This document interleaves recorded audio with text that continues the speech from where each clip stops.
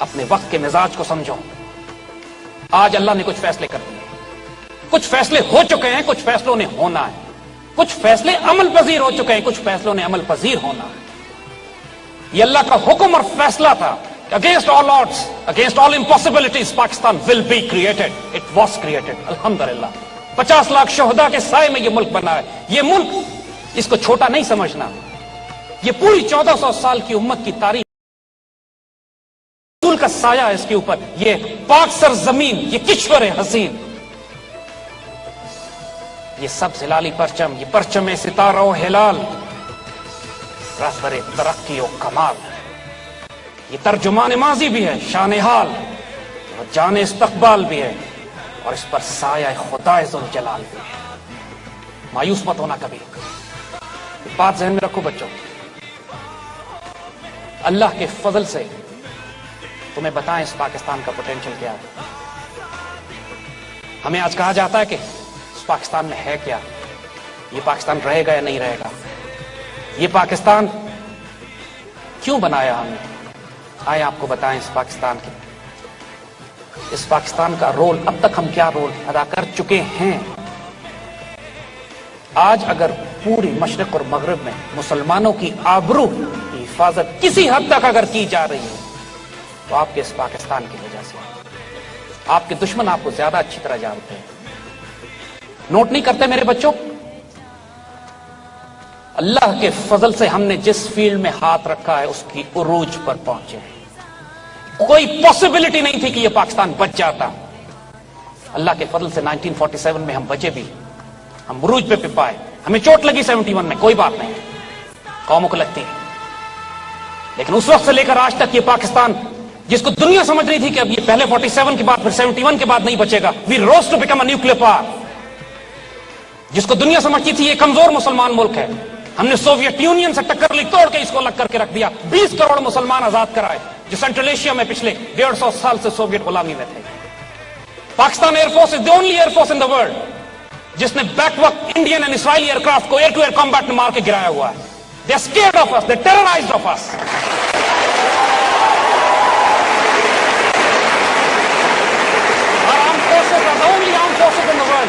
جو پوری مسلمان دنیا کی فورسز کو ہم تربیت دیتے ہیں اور ٹرین کرتے ہیں.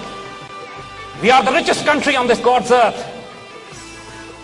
وی have the biggest human resource potential. We are the most brilliant civilisation and most educated people in the Muslim world with us. دنیا کا سب سے بڑا نہری نظام ہمارے پاس ہے. دنیا کا سب سے بڑا غلہ پیدا کرنے والا ملک ہم ہے. دنیا کے سب سے زیادہ اللہ کے رسول سے عشق اور محبت کرنے والی قوم ہم ہے.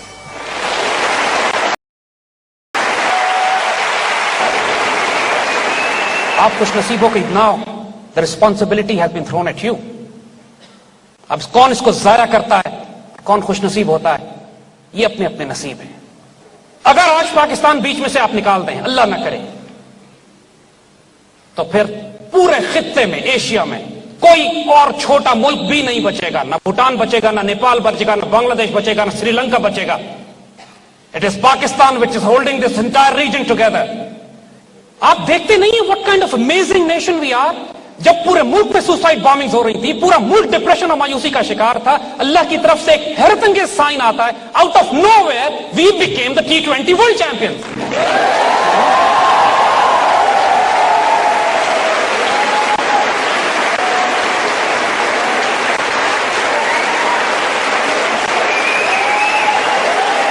ہمیں اپنی آئیڈیالوجی کو ریوائو کرنا ہے جس پر ہم نے پاکستان کی تعمیر کی تھی.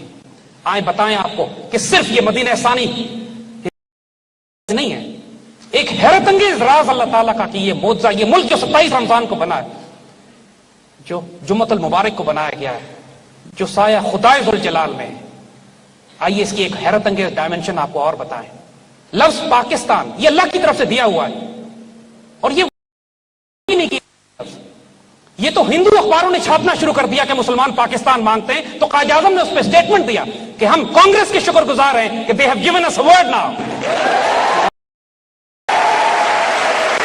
Because this word had to come for a reason. I'll tell you the reason now. اور ہم پھر یہ کہیں گے, ذرا دل تھام کے سنیے گا. Word Pakistan consists of 2 words, Persian words. Pakistan کا تو قومی ترانہ بھی فارسی میں, پاکستان, پاک اینڈ استان. استان فارسی زبان میں کہتے ہیں ٹیریٹری، لینڈ، شہر، علاقہ. Turkmenistan, Afghanistan, Tajikistan, Uzbekistan, Kazakhstan, جہاں پہ قازق، ازبک، تارک، ترکمان، افغان رہتے ہیں. استان، عربی میں استان کے لیے جو لفظ استعمال ہوتا ہے از مدینہ، سٹی. اور پاک، پاکستان کا جو پہلا لفظ ہے، بچپن میں ہمیں سکھایا پڑھایا گیا پہلا کلمہ طیب. طیب مانے پاک. The word Pakistan in Arabic is directly translated as Madinah Tayyibah.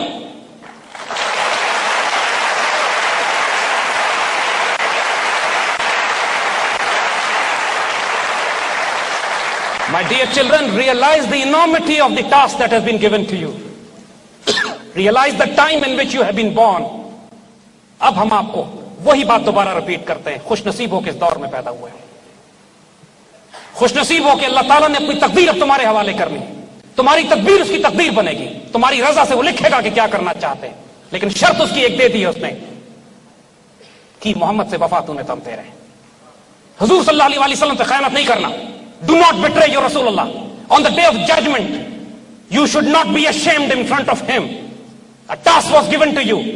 You abandoned it. علامہ اقبال ختم ہے معاملہ عشق رسول کا ان پر. اس سب کچھ کر کے he sacrificed everything he had and still ایک شعر جب وہ اپنا کہتے ہیں جس کے اوپر امت مسلمہ کی تاریخ میں ایسا کوئی شعر نہیں کہا گیا کہ جب آخر میں حضور صلی اللہ علیہ وسلم کو مخاطب کر کے فرماتے ہیں وہ جو سب کچھ کر چکا ہے اس کا حال دیکھیے کیا ہے. مخاطب کر کے کہتے ہیں اللہ تعالیٰ کو تو غنی از دو عالم من فقیر. مالک آپ دو جہانوں کے غنی ہیں، بادشاہ ہیں، کائنات کے مالک ہیں، میں فقیر ہوں.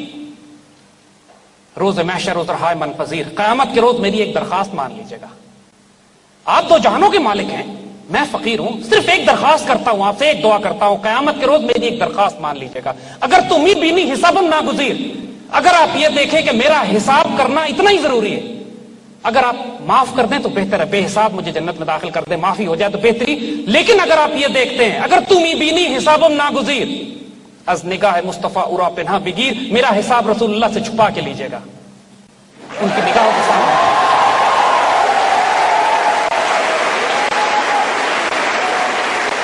یہ عشق، یہ جنون، یہ فیکٹر کہ اللہ کے رسول کے آگے کل میں رسوا نہ ہو جاؤں.